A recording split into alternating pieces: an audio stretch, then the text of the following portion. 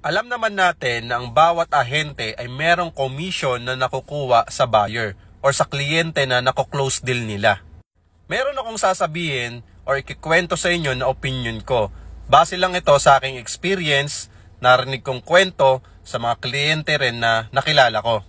Marami kasi sa mga kliyente ngayon, okay, hindi na nagpaparamdam sa kanila yung kanilang agent or yung seller na napagbilhan nila. Hindi natin alam ang rason kung bakit after the reservation, after the down payment, hindi na sila nagpaparamdam.